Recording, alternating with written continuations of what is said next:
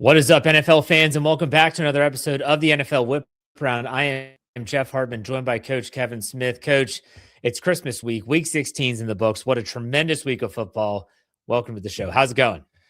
It was a great weekend. I mean, early Christmas present to get such great games, and as fans of the game of football, I appreciate having so much to celebrate this time of year, both personally and professionally. So I'm excited to get into it. Week 16, what a wild, wild week. And we say that a lot. And I understand that eventually someone's going to say, like, you guys say this stuff every week. This was a tremendous week of football. Starting on Thursday night, you had that crazy finish to Seahawks Rams, that huge NFC East game or NFC West. You finish it up on Saturday night, the Packers and Bears. You've got a wild finish with the Steelers and the Lions. The Bills and Browns was actually a very entertaining game if you wanted to watch that one. Jaguars, Broncos, Patriots, Ravens on Sunday night.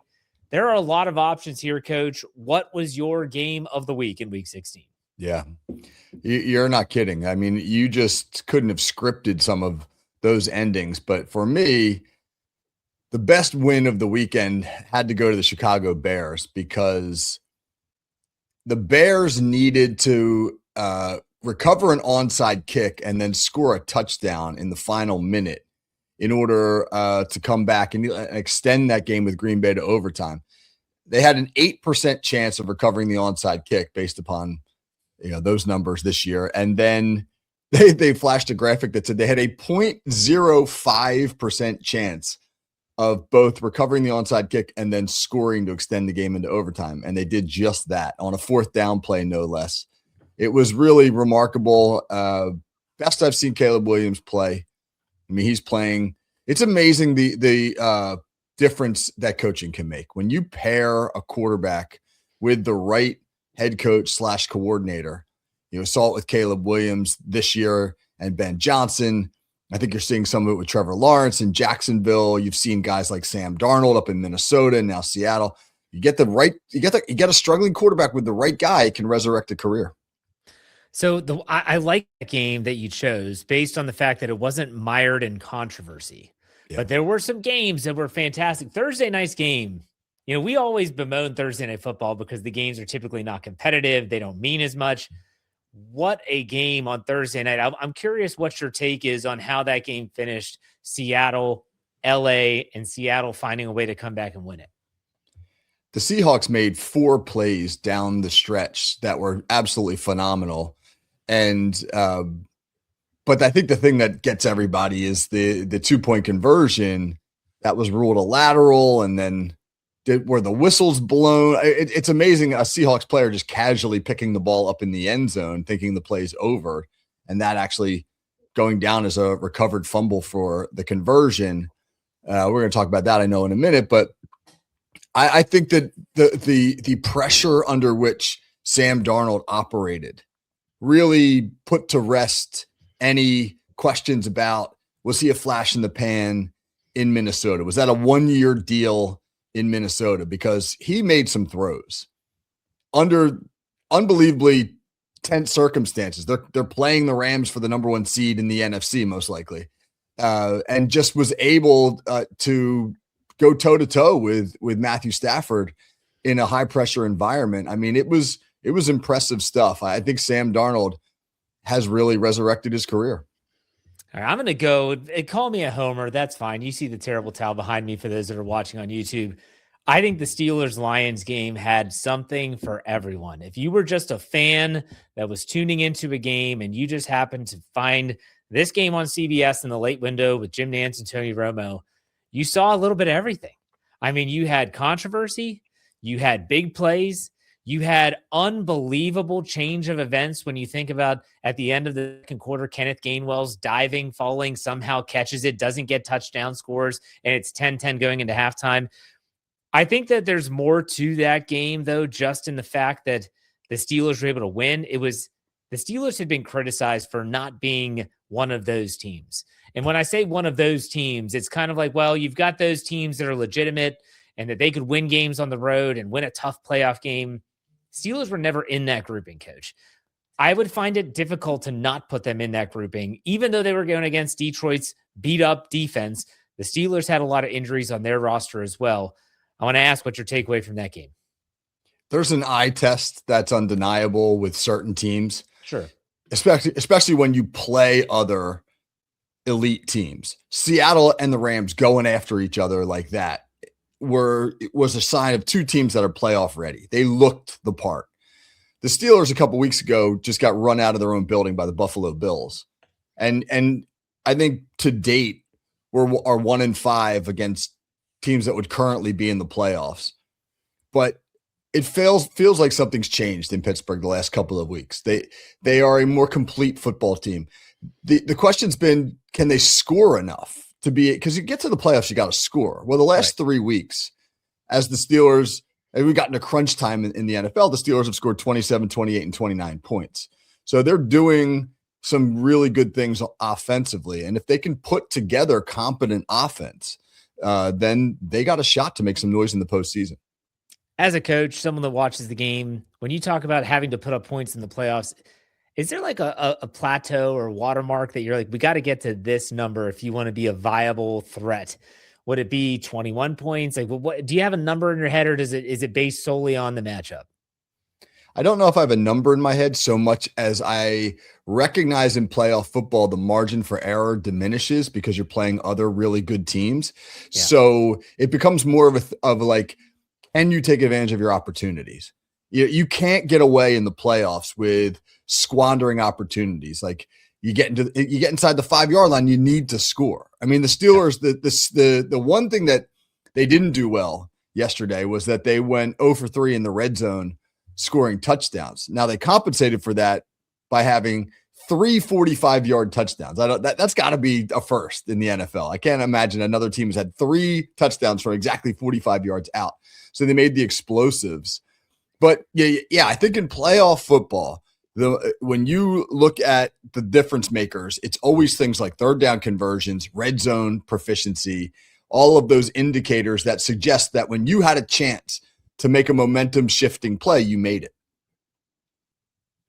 It was a wild week, and we didn't even touch on some of the games that were just really fun to watch. It's a really great week of football. But let's go to our next topic. Which contender might be in trouble? Now, I guess the follow-up question that I have to ask you is, what do you deem a contender?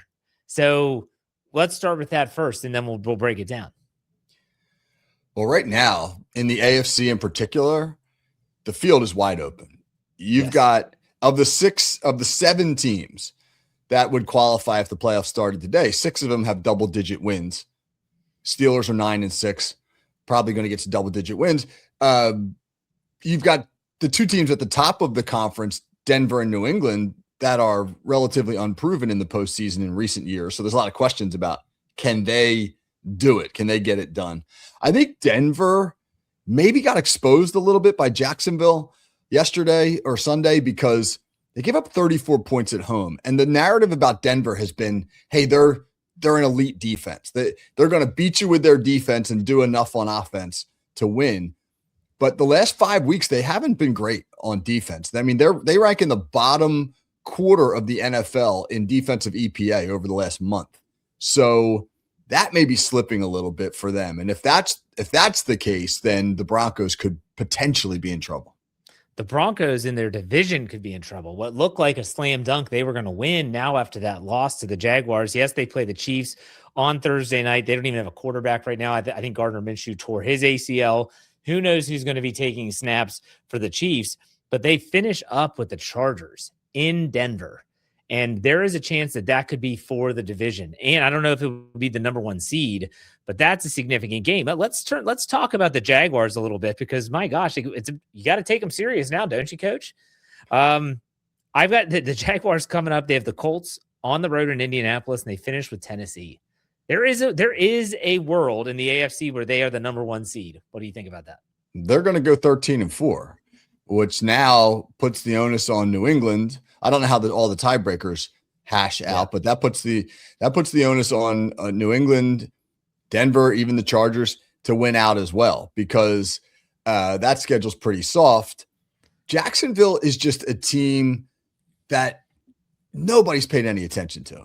And what happened on Sunday made people sit up and take notice. And in particular, Trevor Lawrence is playing really good football. He had 3 touchdowns and no interceptions on Sunday. As I was saying earlier with Caleb Williams, he's another example. You get him with the right guy. Liam Cohen has come in and brought a little bit of chip on his shoulder. He's gotten into some spats now with some guys. He got into that thing with Robert Saleh, keep our name out of your mouth. And then he was yapping at Sean Payton because Sean Payton called Jacksonville a small market team. And he said, small market team just went into big Denver and whooped their ass. So, he's brought a little bit of edge, but more so he's brought competent offense to Jacksonville, and he's gotten Trevor Lawrence right. I think we forget how good Trevor Lawrence was coming out of college. Heisman Trophy winner, national champ, first 2 years in the league, pretty good, and then he hit a wall. Well, he seems to be back. Well, everyone wants to talk about like Jalen Hurts. He's had so many offensive coordinators. Look at the slop that Trevor Lawrence has had to go through since he was drafted by the Jaguars from a coaching perspective. I mean, Urban Meyer, wasn't he the coach at one point? That was a complete disaster, train wreck, whatever you want to call it. Doug Peterson goes down there. It doesn't work out. Like you said, you marry the two together. But let's talk about New England for a second. They're finishing their final 2 games. In case you haven't looked, they go to the Meadowlands, or New MetLife, sorry, the New Meadowlands. They go to play the Jets, and then they finish up with a home game against Miami. I mean, that's a slam. Yeah. Exactly. That's what I'm saying. So they get over that they beat the Ravens, which was a huge game for them. I don't see them losing one of those. Do you? I don't. And if they wind up at 14-3, oh my gosh, from 4-13 to 14-3, that'd be a hell of a turnaround. Vrabel, coach of the year. But if they get the number 1 seed, Foxborough is a tough place to play. I don't know if you've ever been in that stadium. I've been in that stadium. It's not in Boston. I think people think like, the Patriots play in Boston. It's like 45 minutes outside of Boston in the middle of nowhere. Foxborough is just like, it's like you're driving through the woods and then boom, here's this stadium. And it is cold and the wind is always howling and it's kind of desolate. There's nothing warm or receptive or interesting about it. As a visiting team, I would think it's a tough place to get yourself ready to play. There's no hype around it. The conditions are bad. The Patriots fans are pretty rabid. That's going to be a really sneaky, tough place to go win a postseason game if it comes to it. Yeah. We'll talk about the AFC and NFC playoff picture towards the end of the show. I do want to bring up, though, a team that I would have put them in the contender tier, whatever you want to call it. Earlier this year, even, we were talking about a potential quarterback that's an MVP candidate, and they have fallen flat. That's the Tampa Bay Buccaneers. They go to Carolina this past week, and they lose 23-20. They are out as the top team in the NFC South, and they're reeling. And it looks like it's only a matter of time until they have a coaching change. Outside of the Bucs, coach, and you could talk about them, are there any other teams in the NFC that you see or contenders that are in trouble? Well, it's hard to get a read on Philly. They've been up and down this year. They've won the division again. Fantastic statistic. Philadelphia's the first NFC East team in 20 years to win the division in back-to-back years. It's changed hands every year for 2 decades. But that team always seems to have some kind of drama around them. And, they can't get Saquon Barkley right. He's coming off of a big game, but it was against the lowly Commanders. So I think that's the thing. If they can find some consistency in the run game, then I think Philly could be okay. But if not, and you have to really put the onus on the defense and the passing game, then the Eagles could be one of those teams that has that sneaky first round exit that just kind of shocks you. Big game coming up this week. Philadelphia goes to Buffalo. Now, Philadelphia has locked up their spot in the playoffs. Buffalo desperately still needs to win to keep pace with everything that we just talked about. And then they finish up with the Commanders. This game is going to be very telling, in my opinion, even though I don't know, I haven't seen any update on Josh Allen. I know he got banged up in that Cleveland win. But any other teams you wanted to discuss there before we move on next topic? Well, Green Bay's, Jordan Love's health. I mean, that was a nasty helmet-to-helmet hit he took. So his availability for their game Saturday night against the Ravens is in question, and that's a game Green Bay needs. and Malik Willis was injured in that game as well. So their backup quarterback, whether he can play or not, we'll see. The Ravens, who they play on Saturday night, could be without Lamar Jackson with his back injury. Quarterbacks are getting killed this year, Jeff. I don't know. All right, let's go to our next topic. Now, you threw this out there. You wanted to talk about Mike Tomlin's streak. I'm going to say, and I'm going to just switch it up a little bit because Mike Tomlin does have a streak, but the Pittsburgh Steelers have a streak. And I hope fans that are listening to this that might not be fans of the Steelers, it's a remarkable statistic that the Steelers as an organization have not had a non-winning season since 2003. That is remarkable to me. It's gone 2003. Tommy Maddox was the quarterback of the Pittsburgh Steelers. They finished 6-10, which gives them the 11th overall pick in 2004, which turns into Ben Roethlisberger out of Miami of Ohio. And they go 15-1 that year, and they haven't had a losing season since. Coach, if you want to talk about Mike Tomlin specifically, you can. I think this is an organizational thing, and I'm pretty proud of it, even though a lot of fans hate it. I'll give you the soapbox. Well, that's what I was going to ask you. Where do you fall on this? Because for those who are listening who are not Steelers fans, the fan base is really divided about this. Yes. 19 straight seasons. Mike Tomlin's been the head coach. 19 seasons the Steelers have not had a losing record. Many Steeler fans will marvel at that accomplishment and are in Tomlin's corner. This is a sign of how great he is as a coach, et cetera. But an equal number are like, look, man, he hasn't won a playoff game since 2016. The schemes are stale. Other teams know what the Steelers are doing. Tomlin's a cheerleader. Bring us something else. My good friend Wayne Mazzoni, you know Wayne, does a lot of good work for us here at Fans First. Lifelong Jets fan. When he hears that, he's like, you guys are a bunch of spoiled brats. Because live as a Jets fan for a little bit. When your season is over in mid-November every year, and the Steelers fans are complaining about, what Tomlin has done. I think here's the statistic I think is the most remarkable. In 19 years as the head coach, and so that has hundreds of games, Mike Tomlin has coached one game where the Steelers were mathematically eliminated from the playoffs. That is unbelievable. I mean, that means they are in it to the very end every single year. And so while the postseason success hasn't been there, what it does mean is every year as a Steelers fan is meaningful and interesting. I was a guy that I have said on more than one occasion that maybe, it's time for a new voice. You said it yourself too, Coach, on multiple podcasts. However, as an organization, look at the alternatives and let's just stay within the division. Would you rather be Cleveland? Like some people want the Steelers to lose so bad that they get a top draft pick and they can get a next quarterback, which is no guarantee, by the way. Would you want to be Cleveland, who's been mathematically eliminated for the last, I think, 4 or 5 weeks of the regular season? Would you rather be Cincinnati? And they've been eliminated for the last 3 weeks. The answer to me, in my opinion, is no.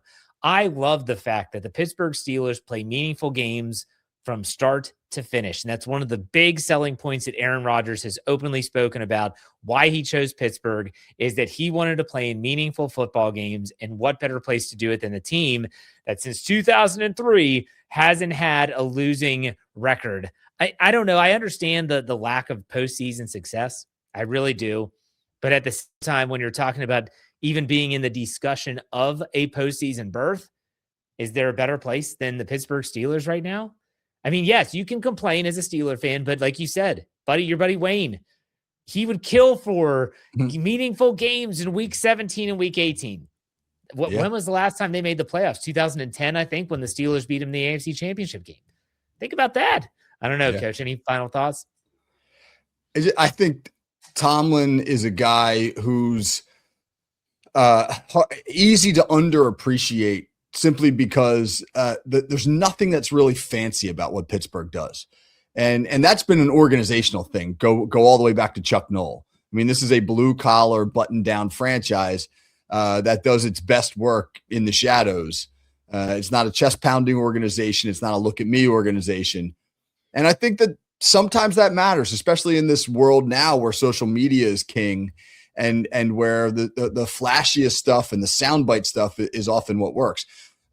So, I think that there's a lot to be said for a blue-collar organization that understands its priorities. And I think that that's what Pittsburgh is. All right. I could talk a long time about the streak and the Steelers fan base and how they view it, but we're going to move on. Let's go to our next topic. Has the game gotten too complicated or complex to properly officiate? And this has been not just a 1 week thing. We've talked about officiating since we started the NFL whip around, 3 seasons ago, I think. It's always been this undercurrent of discussion, debate, conspiracy, the NFL and the officiating, the script, all of it. What's your take on this? Has it become too complicated? I'm real close on that. This weekend where there were so many plays that underscored how complicated the game has become. The lateral play we talked about with Seattle and LA, where the officials are now in a position where they have to let stuff go and then go to replay to figure it out, or they have to throw the flag and go to replay and figure it out. They don't know what to call in real time. It's so fast, and it's really just changed the nature of the game. Pass interference is so subjective. In that Pittsburgh-Detroit game, there were 2 touchdowns taken away by offensive pass interference penalties, 1 for each team. That, to me, one of them was absolutely not OPI, in my opinion. But, you see now guys colliding on all these picks and rubs, and the officials, it's like, hey, let's throw the flag and then we'll sort it out. The Kenneth Gainwell play was remarkable in the sense that, again, you got to go to the video. The referees conferred in that Seattle game for 2.5 minutes. In the Pittsburgh game, on the last play of the game, they conferred for 3 minutes. 3 minutes when you're trying to figure out who won the game is an eternity. Yeah. So it's just, I don't know what can be done about it. That's the problem. It's the nature of the beast right now. It is so big and fast and physical that I just don't know if it can be officiated in real time in an efficient manner. I think the eye in the sky by theory is good, but it's not where it needs to be. You're getting some help. You hear it all the time. They stop the play. Replay assist has spotted the ball 2 yards shy because, replay shows it. Hey, that's fine. Get it right. That's what we want to see. Get it right. But the officials also aren't doing themselves any favors. And I know that Mike Tomlin, who's on the competition committee, and I watch every one of his press conferences for Steel Curtain Network, he's talked openly about, we tell and we've suggested that if it's a potential scoring play, call it a touchdown. That's automatically reviewed. And if they got it wrong, they'll review it and then they'll get it right. So they do have some of the thoughts going through their brain about, okay, how do we get it right? But I want to go to the Pittsburgh game in the final play, how they don't help themselves out. So immediately, one of the things that I look at in that play, so it was 4th and goal from the 6-yard line, I believe. Amon-Ra St. it's from the 9. My apologies. Yeah. Amon-Ra St. Brown is tackled clearly short of the line to gain. He is pushed back almost 5 yards. Flags are already on the field, okay? And his forward progress is clearly stopped. No one's blowing the whistle. Jared Goff gets the pitch, and he plunges into the end zone. What just happened? Right. The officials converge, and both officials in the corner have the same call: offensive pass interference. This is easy, coach. We have offensive pass interference, number 14. That play is obviously going to negate it, the runoff, all that stuff. If you have to put the Steelers out there to take a knee, you put the Steelers out there. But for 3 minutes, the Ford Field crowd, Jim Nantz and Tony Romo, and every fan watching around the world was waiting. What's going on? What are they going to do? It was horrible how it was disseminated to the crowd. Carl Sheffers, who was the referee for that game, gets up there and says, there's a scoring play. The touchdown is good, but it's negated. What are we doing? No, I agree. Awful. The moment that they decided it was offensive pass interference, then the conversation's over. Nothing after that matters. Why did they need to deliberate whether or not it was a scoring play? That has nothing, no bearing now once you got the OPI confirmed, which you have confirmed immediately. Right. And then, you're exactly right. To then lead with Detroit indeed scored a touchdown. Wow, they all go nuts. However, they put the touchdown on the scoreboard. Yeah, there was a video on X of Ravens fans celebrating in that, and then. Oh my gosh. The refs don't do, they're doing the best they can, and mistakes are going to happen, but my gosh, they're also not helping themselves very much in terms of sometimes the procedure of things, getting things done in an efficient, timely manner. If the NFL wants to do them any help, it's not full-time stuff. I don't think that's going to matter. It's, look, how can we get this to be as seamless as possible? The delays aren't good. It makes us look bad. It's like we're second guessing ourselves. I don't know. Yeah, once they get together for that long, the longer they huddle, the less confident you are that they know what the hell they're doing. Exactly. Because it shouldn't take that long. And then you're like, oh, what's going on? It reminds me of the play Steelers Patriots. Jesse James caught the ball. Everyone's celebrating the touchdown, and then all of a sudden they're reviewing it, and we're like, why is this taking so long? He clearly scores a touchdown, and they come back out incomplete. Next play, interception. What just happened? Like, you just felt numb. It has gotten complicated. The fix, that's the tough part. Right. All right, Coach, let's take a look at the playoff picture here. The NFL playoff picture is starting to get, I guess, a little bit more clear, but at least on a couple of different reasons. The AFC, like you said, is wide open in terms of where these teams are going to fall. So 2 teams have clinched their playoff spot. The Broncos did last week. The Patriots did this week. In the hunt, the Jaguars are currently the 3 seed at 11-4. The Pittsburgh Steelers are the 4 seed at 9-6. The Chargers are 5 at 11-4. The Bills at 11-4 are 6, and the Texans at 10-5 are 7. The Colts, who, as of this being recorded, have not played on Monday Night Football against San Francisco yet, are on the bubble, and so are still the Baltimore Ravens. Do your best guess, Coach. How do you see this shaking out in terms of even the top? Let's just do the top 4. I have no idea, Jeff. Really, and that's what makes it such a great season. Absolutely. Because, like we said earlier in the show, there's 3, maybe even 4 teams that could get the number 1 seed in the AFC. That top 7, that field of 7 right now, there's really not a weak link in there. You could argue the Steelers are the weak link, but they're playing their best football of the season right now. The Texans are the 7 seed right now, but they're the hottest team in the conference. They've won 7 in a row. Who would want to play their defense right now? I mean, it's really fascinating because you could take a dart, throw it at a dartboard, man. Whichever one of those 7 teams you hit, you could make a credible argument that they could win the conference. Let me ask you this question. So if I would have told you before the season started that going into week 17, here's your top 7: Broncos, Patriots, Jaguars, Steelers, Chargers, Bills, and Texans, would you have said that's a good thing or a bad thing? I would have ordered you a drug test. I would have been like, all right, Jeff's hallucinating. So, he's on ayahuasca again. A good. I would have said that's a good thing. New blood, Okay, exciting. So you're not getting the stalwarts. You don't have the Ravens. You don't have the Chiefs. Possible. Well, definitely not the Chiefs. So you're thinking it's a good thing. 100%. Okay. We've had, think about the AFC for the last 2 decades. I mean, it was Patriots, Chiefs, Steelers every once in a while, Colts with Peyton Manning every once in a while, or the Broncos with Peyton Manning. But it was Tom Brady, Peyton Manning, Patrick Mahomes, Ben Roethlisberger, and nobody else was in the conversation. And you've got a whole new field now. And I mean, the narratives are going to be fantastic.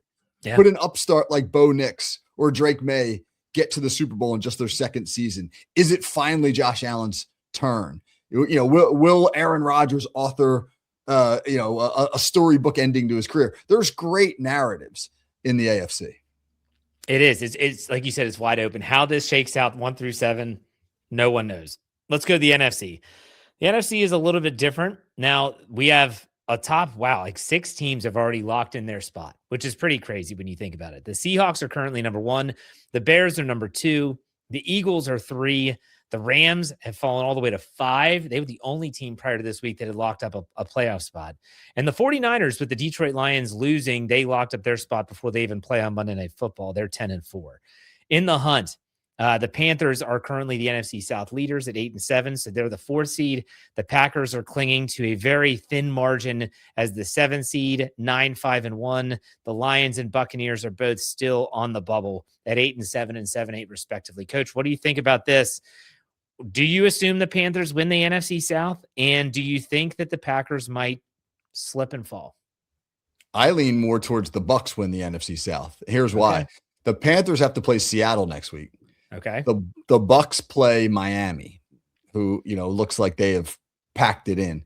Yeah.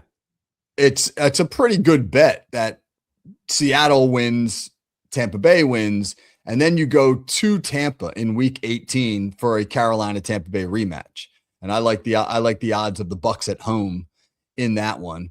But hey, Carolina's a great story, absolutely great story. But there's clearly some weak links in the NFC. Whoever wins the South is going to be a weaker link. The Packers, I just don't think have enough to be able to make a run. I mean, maybe San Francisco does. They've kind of been quiet. Nobody's paid much attention to them this year. But to me, the NFC is much more top heavy. It feels like it's going to come down to the Rams, Seattle, or Philly, and maybe Chicago, right? I mean, Ben Johnson's done an awesome job there, but I think there's a little bit of a separation after those top three. And what's crazy is that when you look at NFL.com and their playoff picture, the Packers have a 92% chance of making the postseason. The Panthers at 42. The Buccaneers, for a lot of what you said in terms of who has what they have remaining on their schedule, the Buccaneers have a better playoff probability than the Panthers, even though they're 7-8 and just lost to them. So that gives you a little bit of a hint there. So, all right, speaking of the Panthers, let's finish up with our player profile. It's a guy that was left for dead. It just shows, at least in my opinion, that sometimes you need to be patient with the development of a young player. We're talking about Bryce Young. Coach, he's looking the part now, is he not? He is. I referenced this statistic on my Monday Morning Game Balls show on my Call Sheet podcast. I couldn't believe it. Bryce Young leads the NFL in fourth quarter comebacks since 2023. He's got more comeback wins where the Panthers were trailing at some point in the fourth quarter and he brought him back to victory than any QB in the league. And a lot of that has had to do with the job Dave Canales has done in his year and a half, almost 2 years in Carolina.